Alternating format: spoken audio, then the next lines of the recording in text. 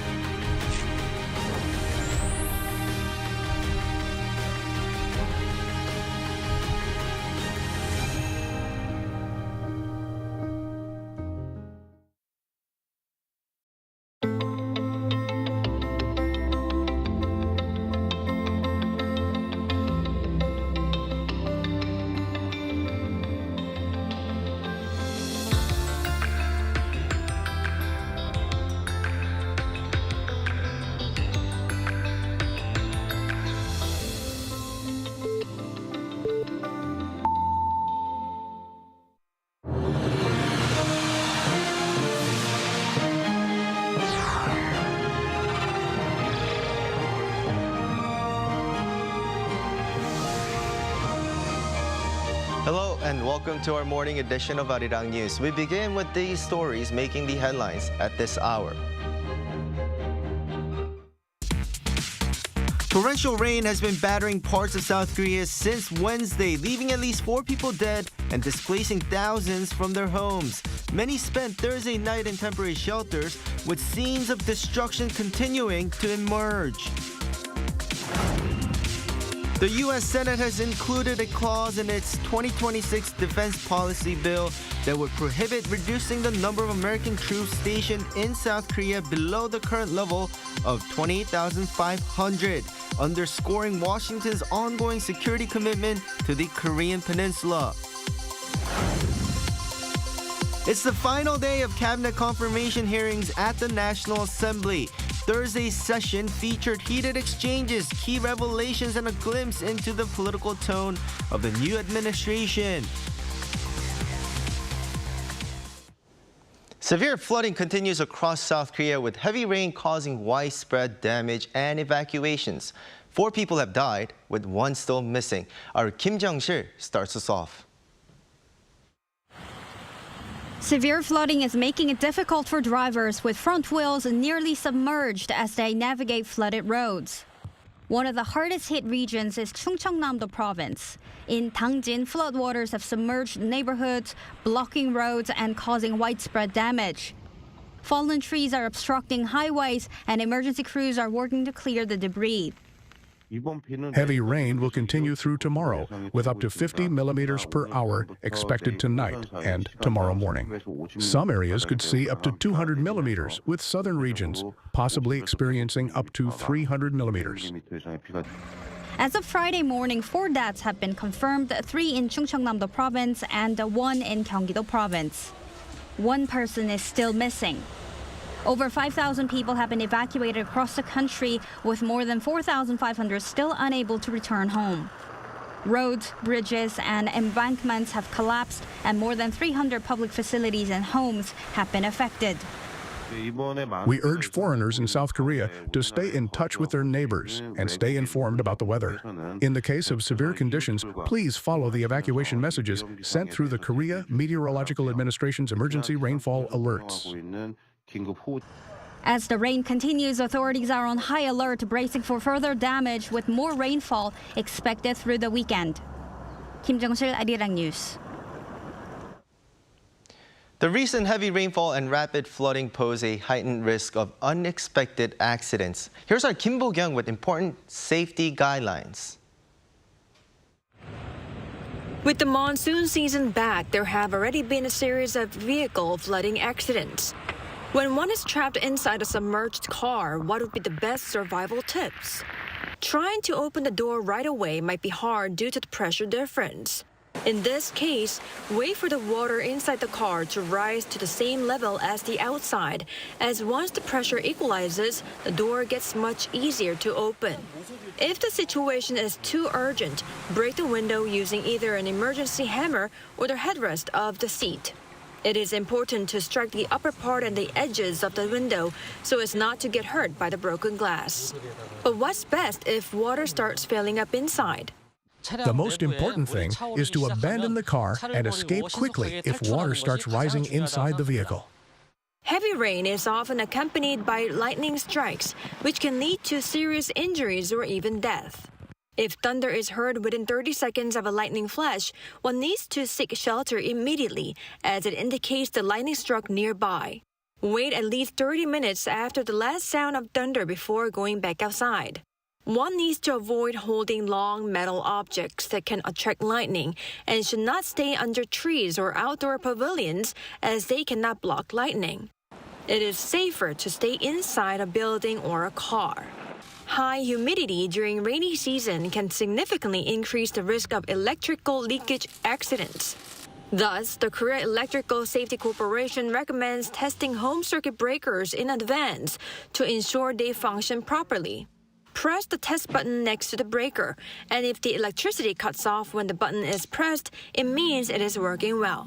Avoiding electrical facilities in flooded areas is a must, and appliances should only be reconnected when they are completely dry. Lastly, unplugging devices at home could also be a way to prevent electrical hazards. Kim Bo-kyung, Arirang News. South Korean President Lee Jae-myung spoke over the phone with Turkish President Recep Tayyip Erdogan on Thursday for discussions on cooperation between the two countries. Speaking for the first time since Lee took office, Erdogan congratulated him on his inauguration, while Lee thanked his counterpart and referred to his Türkiye as a brother nation for its support during the Korean War. The two leaders agreed to further strengthen the two countries' strategic partnership.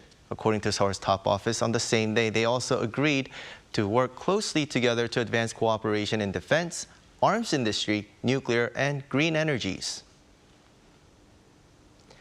A U.S. Senate defense policy bill for the 2026 fiscal year includes a ban on the use of funds to reduce the number of U.S. forces Korea troops below the current level of 28,500. The bill comes amid concerns that U.S. President Donald Trump could seek to cut the number of troops stationed in South Korea. Our Lee Seung-jae has more. For the first time in 5 years, the National Defense Authorization Act for the 2026 fiscal year includes a ban on using funds to reduce the number of U.S. forces Korea troops below the current level of 28,500. The U.S. defense policy bill was posted on the Congress's website on Thursday, where it affirmed the reinforcement of the ROK-U.S. alliance by maintaining the current USFK troop level. The bill reads, amounts authorized to be appropriated by this act may not be obligated or expended to reduce the total number of members of the armed forces permanently stationed in or deployed to the Republic of Korea below 28,500, or to complete the transition of wartime operational control of the United States Republic of Korea Combined Forces Command from the United States-led command to Republic of Korea-led command. However, the NDAA leaves open the possibility of using defense funds for a USFK reduction or OPCON transition if it is in the national security interest of the United States, adding that the action could only be undertaken after proper consultations with its allies, including South Korea, Japan, and other countries that have sent military contributions to the UN command.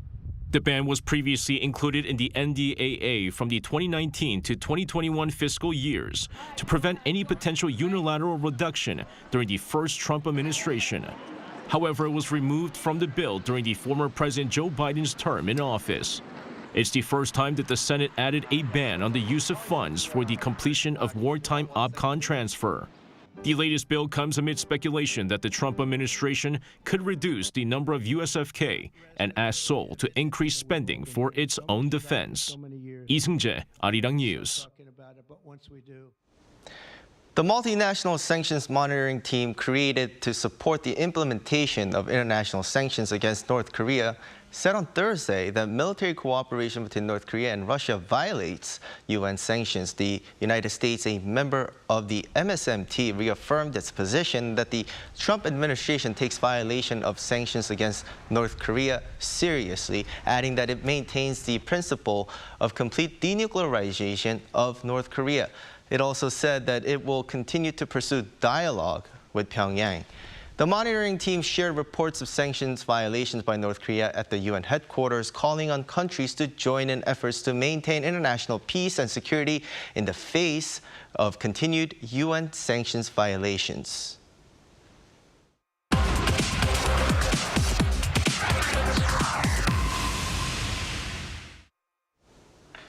Now, after nearly a decade of courtroom battles, Samsung chairman Lee Jae-yong has been acquitted by South Korea's top court, clearing the final legal hurdle that had long loomed over the tech giant. With the verdict now in, attention is turning to what this means for Samsung's future, from its core semiconductor business to emerging sectors like biotech, and how the group might navigate a shifting political landscape. For a deeper dive, we have Professor Song Soo-young from Chungang University's College of Business and Economics with us this morning. Thank you for joining us, Professor. Thanks for having me, and good morning to you. Now, first off, while many expected this outcome following the lower court rulings, what is the broader significance of the Supreme Court's decision to acquit Lee Jae-yong? I would like to say emphatically that this is the victory for the business, and particularly for the conglomerates in Korean economy as a jebel. So, and also I would like to point out the kind of relative incompetence of the regulators, particularly for the prosecutor's office and Financial Services Commission. I think they lack in some expertise to perform or to successfully or very effectively to regulate big companies, because always this is not only just true to Korea, but this is a general tendency of the big companies. Actually, they tend to have a more favorable business conditions, and that's why we have witnessed some kind of discontents among the people around the world. Right. Now, zooming into the specific business for Samsung now, the semiconductor industry moves fast and often involves high-stakes decisions. And many say that legal issues, like you mentioned just now, were in the way of Samsung Electronics' adoption of the trend, leading to a recent fall in their market share. With E now legally in the clear, do you expect Samsung to make bolder moves, especially in the chips? Yeah, actually, the most adversary to current Samsung Electronics is actually not just development of the technology or advancement of the technology in the semiconductor production, such as a high-level HBM or some AI-related semiconductors. Rather, the biggest hurdle would be some tariff imposed by the Trump administration. And this means that the Samsung, and as a head of the Samsung Group, the Lee must have exert very quick response against the changing business environment and some political uncertainties, and such as tariffs. And so, to that regards, it is good news to the Samsung Group.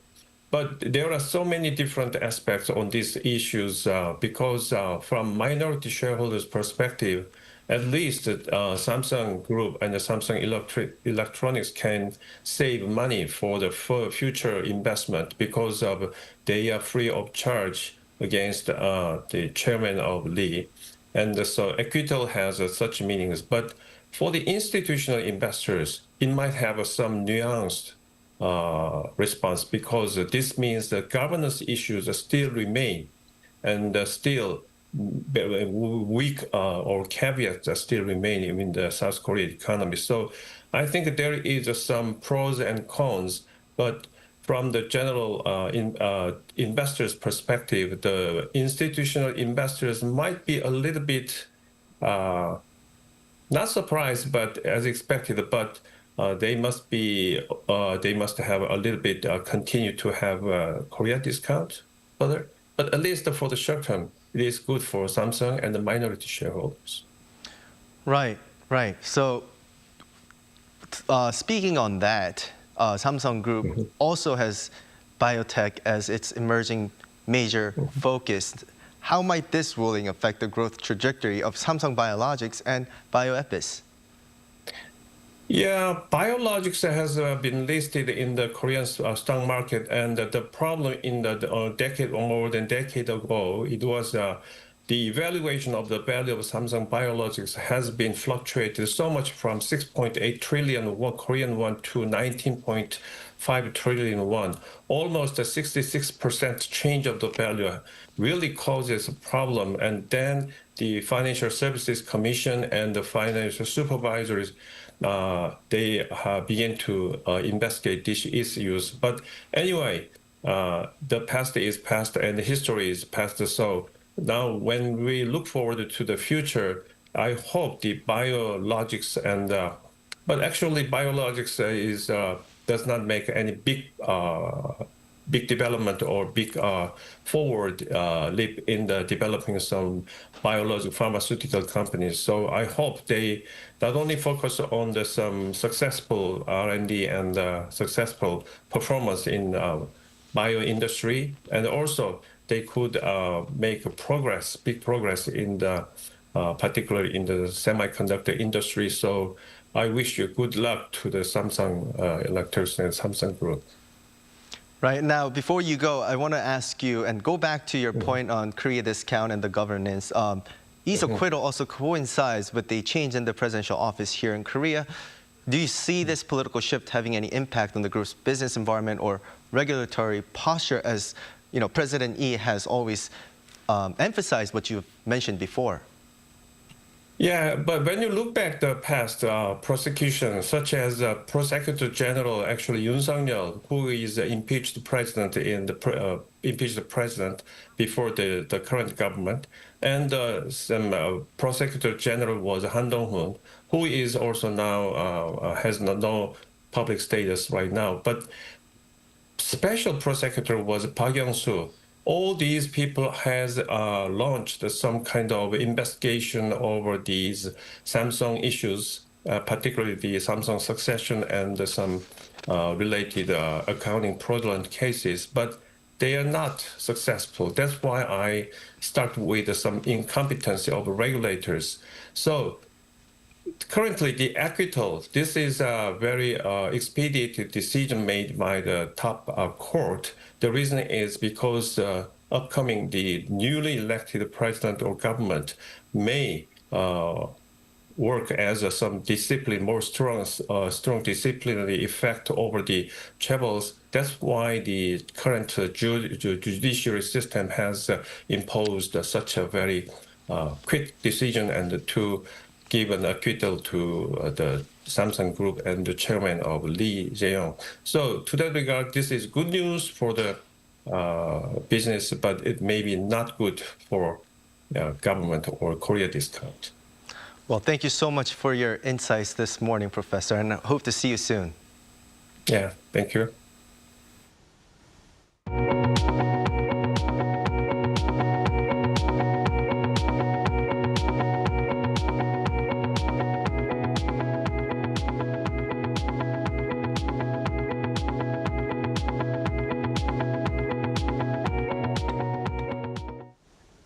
Meanwhile, at Parliament confirmation hearings for the Foreign and Economy Minister nominees took place on Thursday. Our Lee Soo-jin reports. Foreign Minister nominee Cho Hyun expressed confidence that an agreement on U.S. tariffs could be reached before the August 1st deadline set by President Donald Trump. When asked at Thursday's confirmation hearing whether the negotiations could conclude in such a short time, Cho said this. It seems possible, though it's hard to predict. We are putting in our utmost efforts, and from the U.S. perspective, South Korea is not only a very important ally, but also a key trading partner, so I believe they will prioritize negotiations with us. Cho also highlighted the potential for both countries to turn the crisis into a win-win opportunity by leveraging South Korea's strengths. If appointed, he pledged to visit the U.S. as early as next week to help finalize the crucial negotiations. Moving to security, Cho was asked whether North Korea remains South Korea's, quote, primary enemy. North Korea is an urgent and existential threat, but it is also a necessary partner in dialogue for peace and stability on the Korean Peninsula. Cho emphasized the importance of close cooperation with the U.S. to ease tensions with North Korea and create opportunities for dialogue. He also outlined plans to strengthen trilateral cooperation with the U.S. and Japan while encouraging constructive roles from China and Russia. Meanwhile, confirmation hearings for key economic positions also took place. The finance minister nominee Koo Yoon-chul highlighted rising inflation, declining household incomes, and worsening external factors, stressing the decline in growth potential. He vowed to lead economic reforms to boost South Korea's future growth. Industry Minister nominee Kim Jong-kwan outlined plans to boost exports and investments, emphasizing trade policies to strengthen the national interest, especially in response to U.S. tariffs, and expanding global trade networks through agreements and APEC summits. As hearings continue, focus remains on how nominees' policies will shape South Korea's security and economy. 이수진, Arirang News. Poet Kim Hye-Soon has made history as the first Asian to win Germany's prestigious International Literature Prize. The announcement was on Thursday local time by the Haus der Kulturen Debatte, or House of World Cultures. Kim's work, The Autobiography of Death, was praised for its rhythmic depth and ability to illuminate the unspoken truths of life and death. Currently in South Korea, Kim expressed her gratitude virtually, thanking the translators, judges, and organizers of the recognition.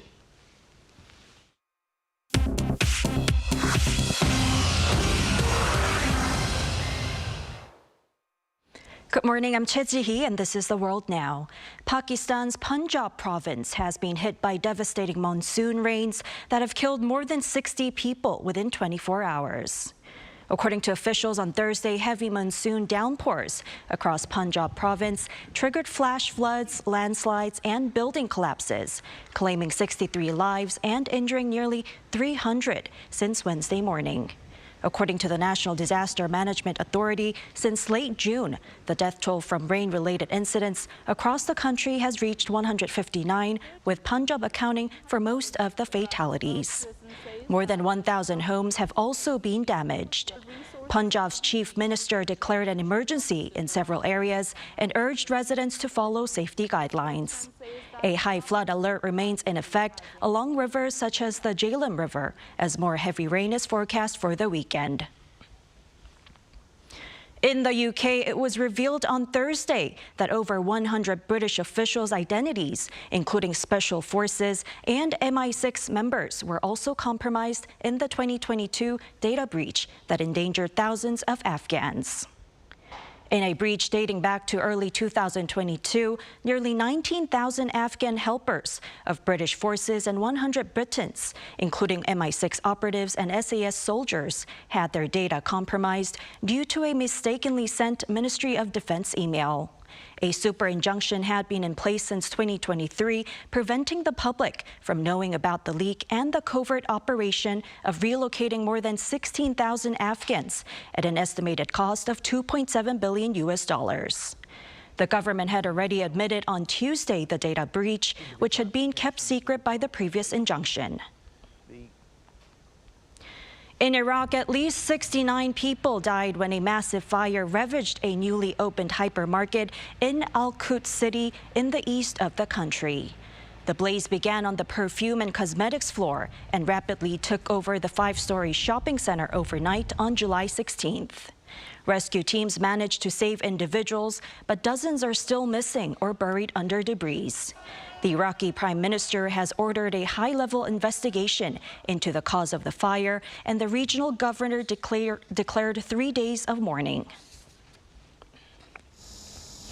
In China's southwestern city of Chengdu on Thursday, Australian Prime Minister Anthony Albanese visited Funi, the giant panda that returned from Adelaide Zoo in Australia after a 15-year loan. Albanese and his partner Jodie Hayden visited the Chengdu research base of giant panda breeding, where they greeted Funi and praised her as a great friend of Australia. The visit concluded his 6-day state visit to China. Funi and her partner Wang Wang were replaced by female giant panda Ilan and male Xing Chu at the Adelaide Zoo.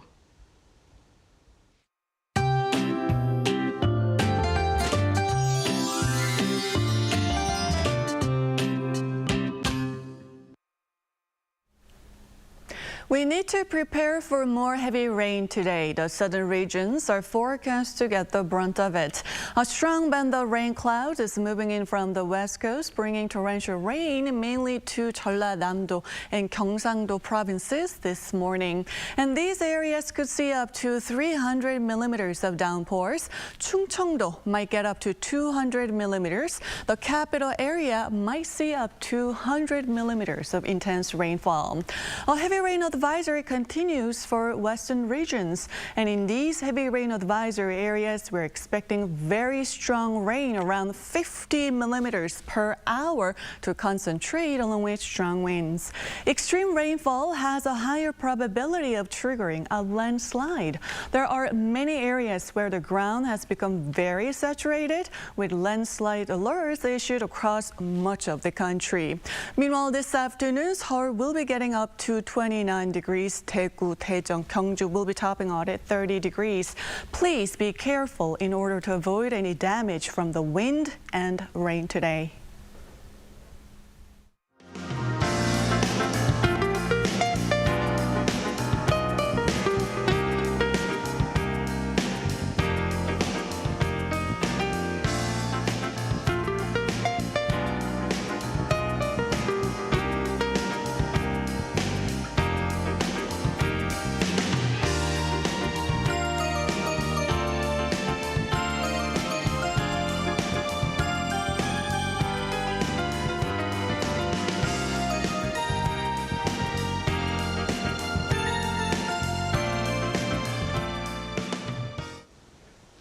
That's all we have for this morning. Arirang News will be back at 5 p.m. Korea time.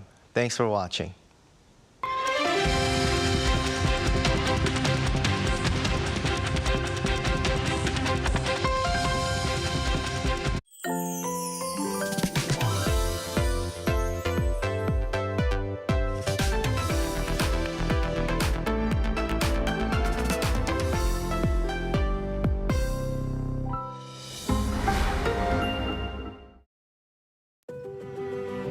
도시는 세계와 연결되어 문화를 창조했고 새로운 것을 받아들였다. 함께여서 우리는 더 자유롭고 더 멀리 갈 수 있어. 닫힌 문이 아니라 열린 질문으로. 나에게 에이펙은 자유, 융합, 국제성, 다양성, 포용, 개발. 신라의 정신이 에이펙 2025로 이어집니다.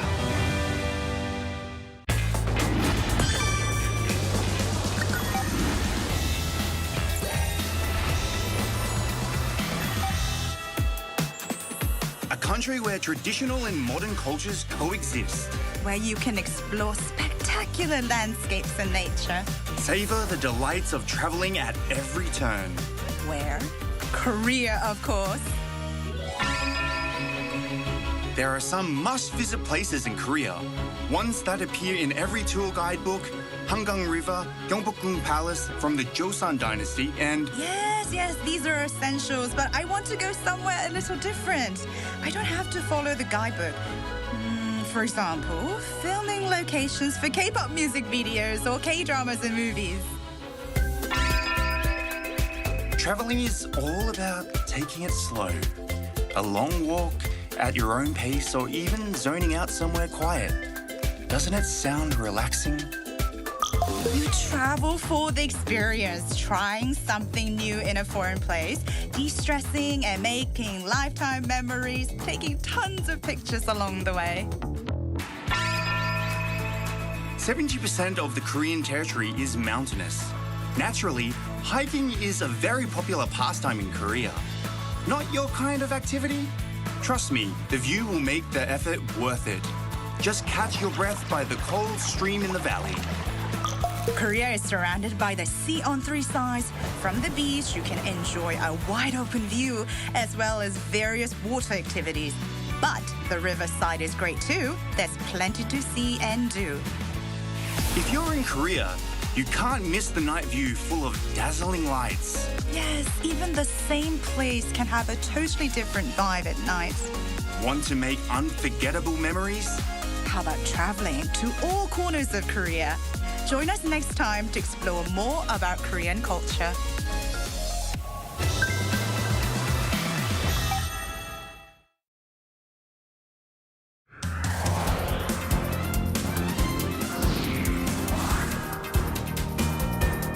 From breaking news in South Korea to stories from around the world, we're here to bring you the news that matters. Truth, clarity, and impartiality. And that's what we uphold in a fast-changing world. We go beyond the headlines, offering depth, context, and perspective. This isn't just news, it's our commitment. News you trust. Arirang News.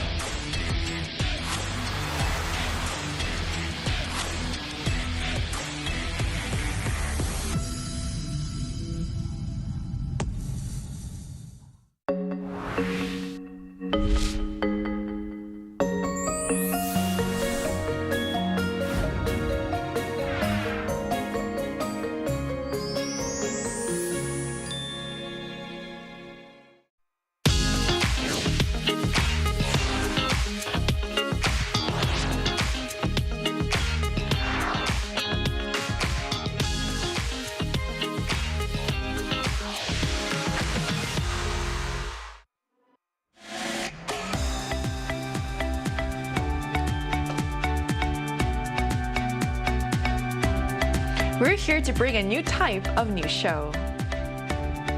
New insights, new styles, and new topics every day. We are News Generation. Bringing news just for you. It's Friday, July 18th here in Seoul.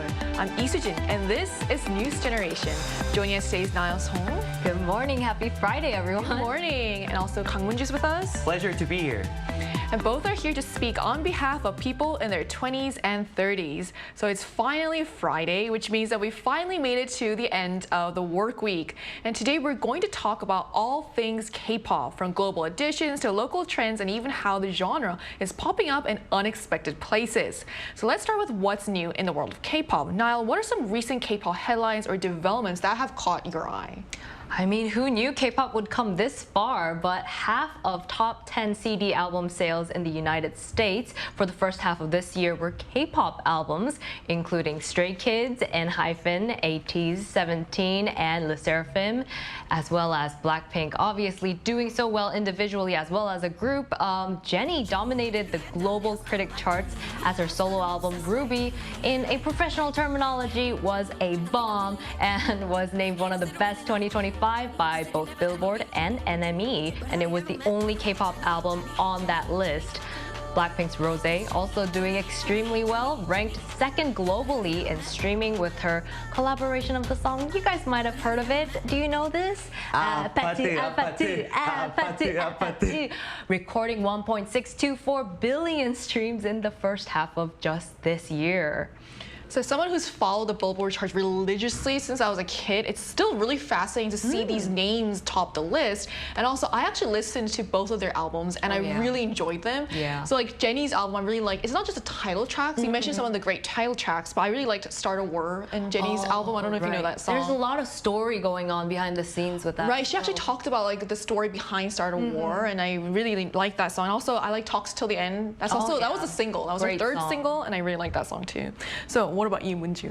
Yeah, so if we had a Blackpink, then we should have a BTS. So now the hottest topics in K-pop right now is BTS's long-awaited full group comeback.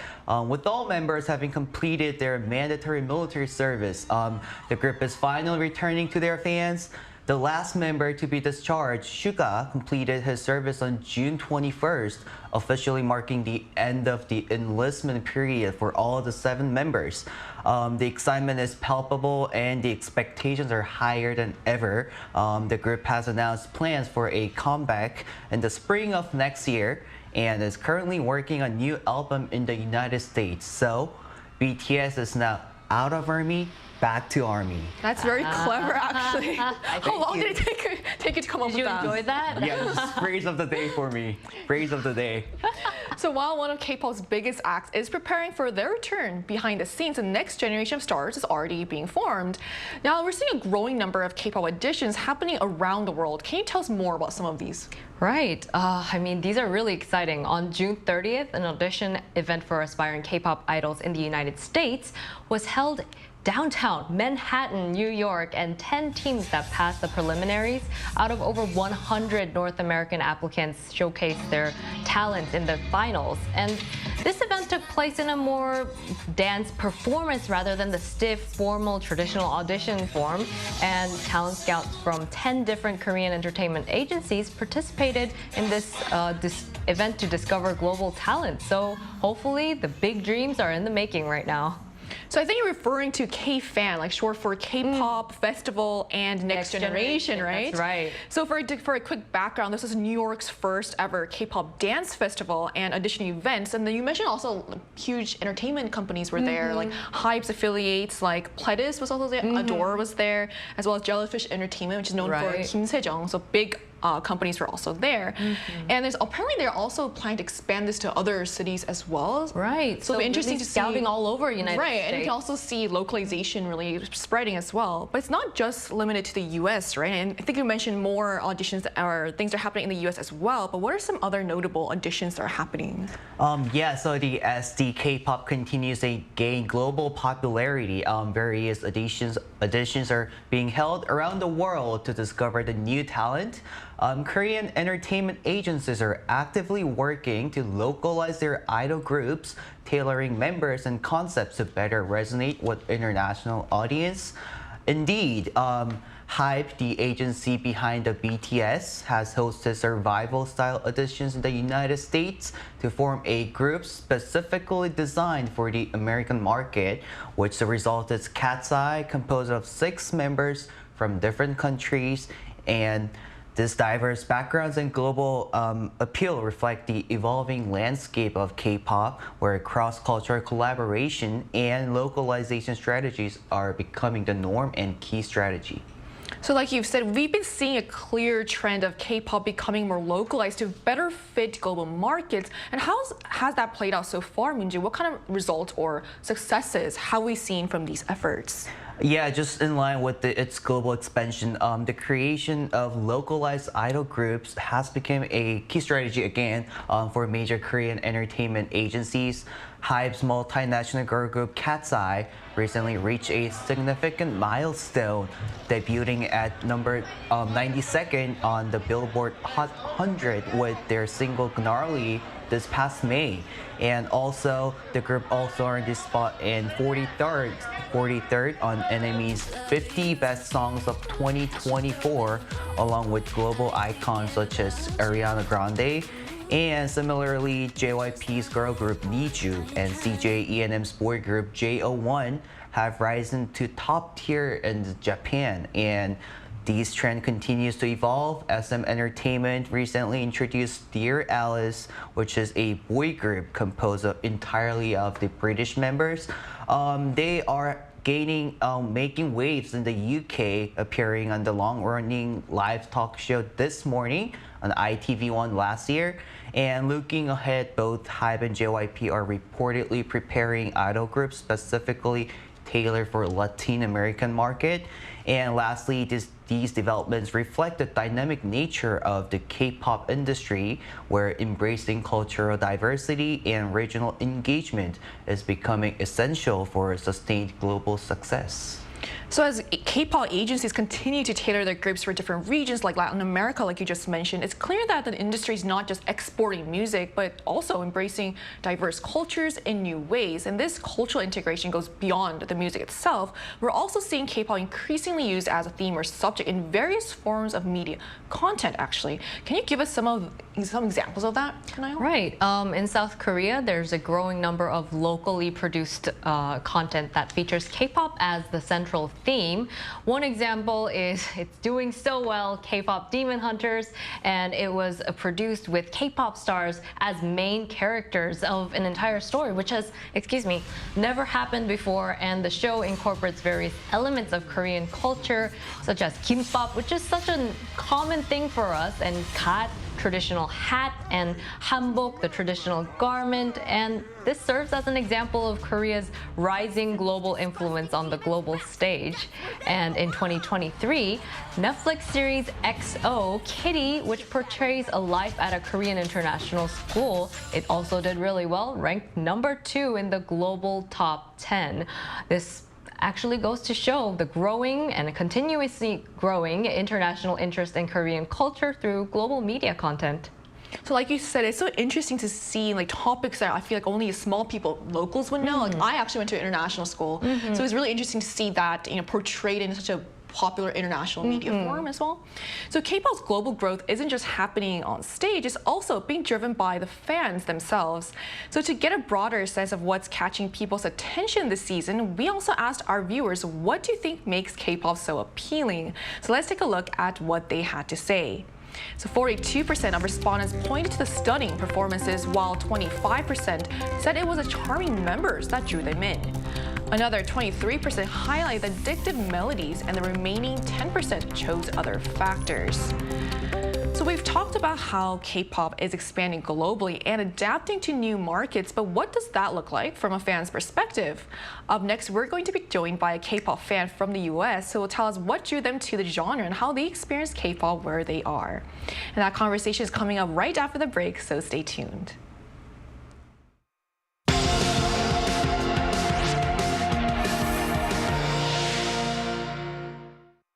NewsGen wants to hear from you. Go to YouTube and search our channel Arirang News. Click Community and leave a comment down below. Make a new type of news with us. We're joined today by Aaron, a K-pop fan from the US. Hi Aaron, thank you so much for connecting with us today. Hello, thank you for having me. So it's clear that K-pop's global popularity has surged in recent years, especially in countries like the US.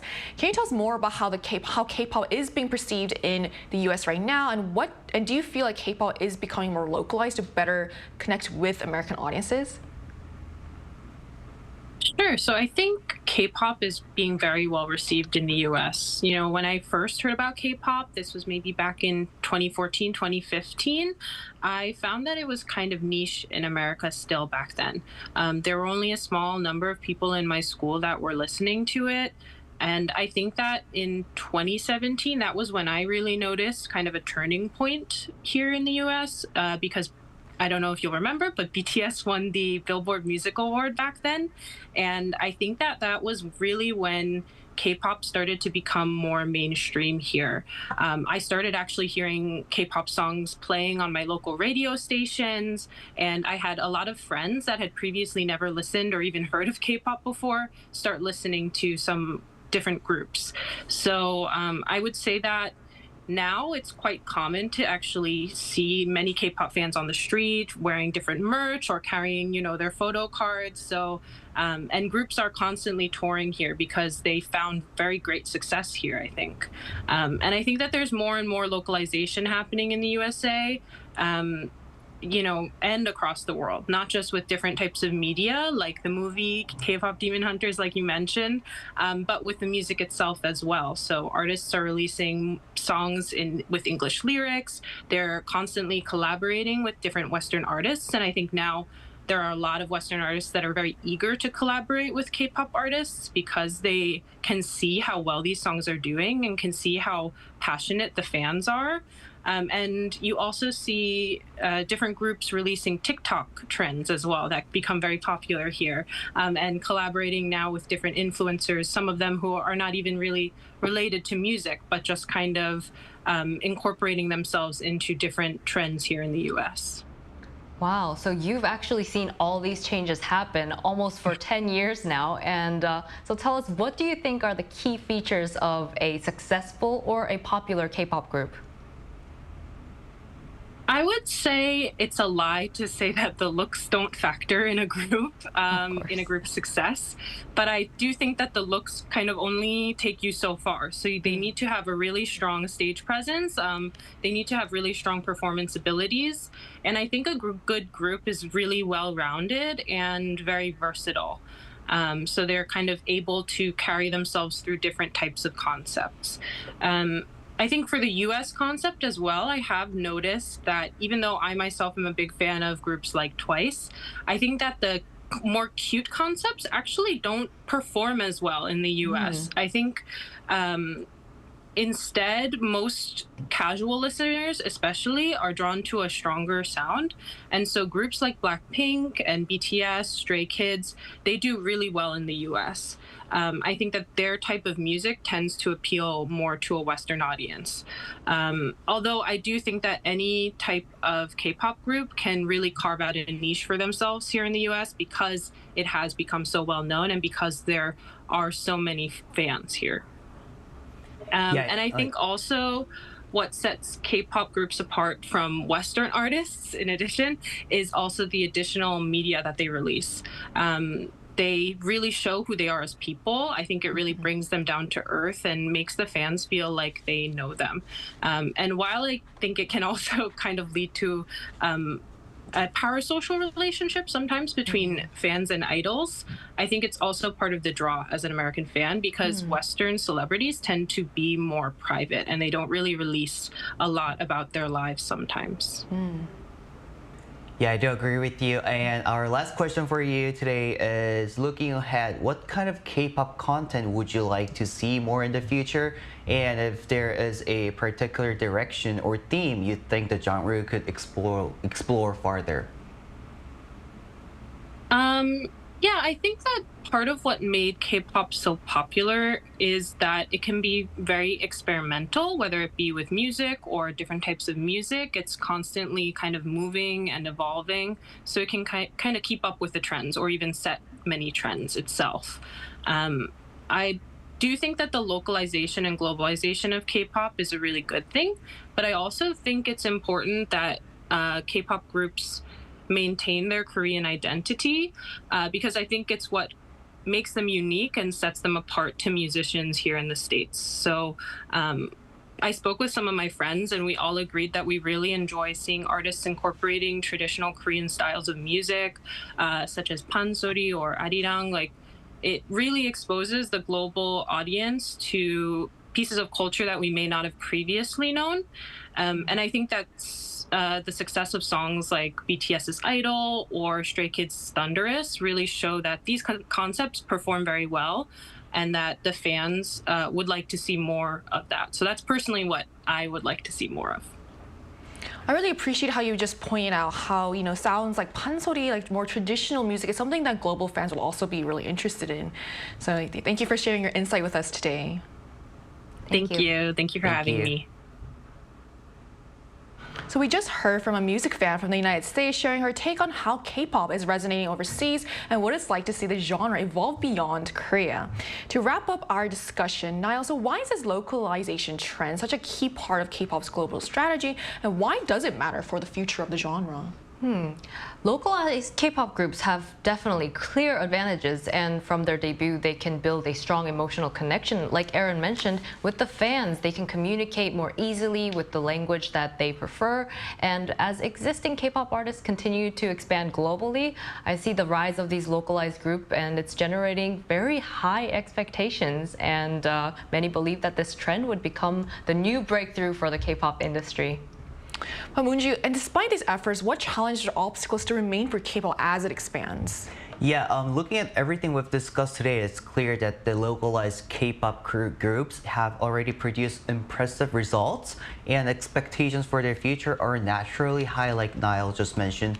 However, as agencies work to meet the cultural needs of fans across different regions, it's equally important to preserve the identity of the K-pop itself, as just Aaron mentioned. After all, the essence of K-pop groups lies in Korean music and culture, so that's why finding the right balance is the key, adapting thoughtfully to local tastes while staying true to the distinctive style and appeal that made K-pop a global phenomenon in the first place.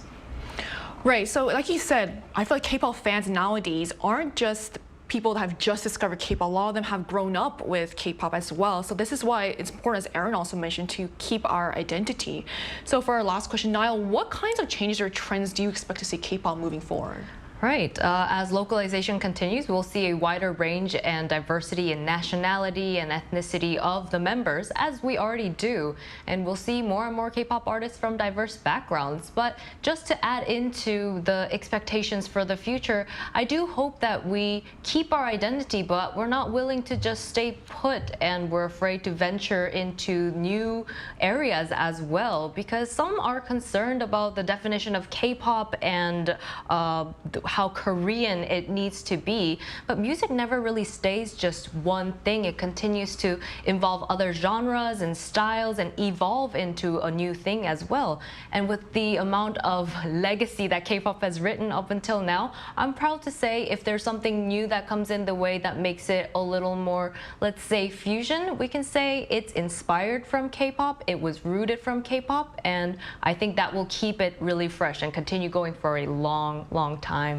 Right, you mentioned gatekeeping, and as someone who's grown up with K-pop, it's so interesting to see how that's even a thing nowadays, because it was, like Aaron mentioned before, like it was just a niche kind of type of genre, but now, like you said, we're talking about how it's important to keep their identity as, which is why I think it's also interesting to see how it will continue to evolve.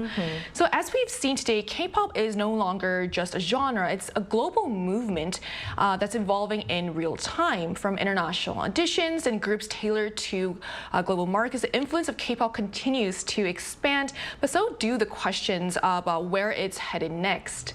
But one thing's for sure, whether you're a longtime fan or a curious newcomer, K-pop isn't just crossing borders, it's evolving in real time.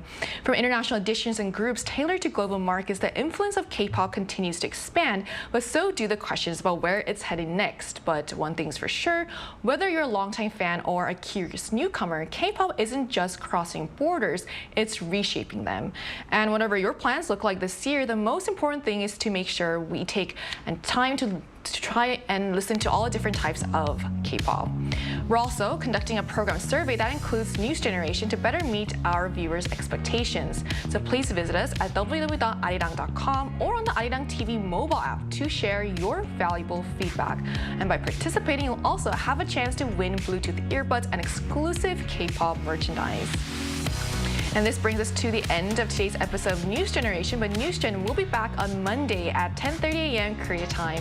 Big thanks to Niall. Always happy to be here. And Moonju. Thanks for having me today. Thanks for coming in. And to all our viewers, thanks so much for watching, and we hope you have the best weekend. We are News Generation.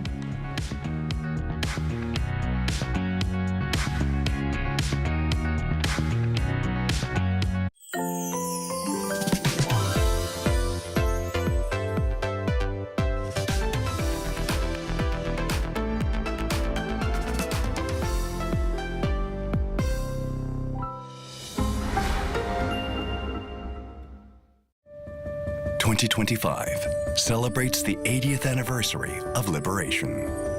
A place filled with culture, history, and diverse experiences. This is the Independence Hall of Korea.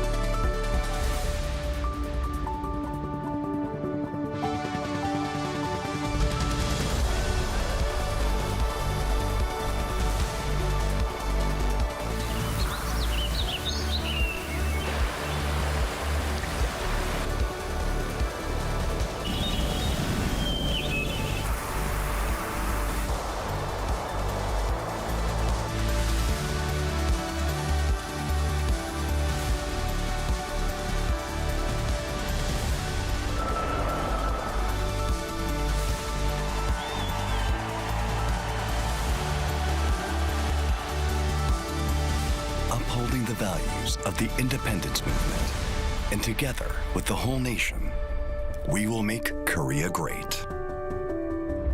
The Independence Hall of Korea. How to survive in Korea. Weddings. Step 0. Attire. As a guest, dress formal to business casual. Avoid wearing all white, shorts, or going topless. Step 1. Arrival time. Arrive 30 minutes prior to the wedding ceremony. Too many cars, too many halls, too many people. There are many twists and turns. Take pictures and shake hands. And write your name vertically, not horizontally, in the guest book. Step 2. Or, shibor. 50,000 won, 100,000 won, 150,000 won. Cash gifts are given in these units. Decide on the amount based on your relationship. Write your name vertically on the envelope. Step 3. Wedding etiquette. Fill up the front row. Guests have 3 duties to fulfill: clapping,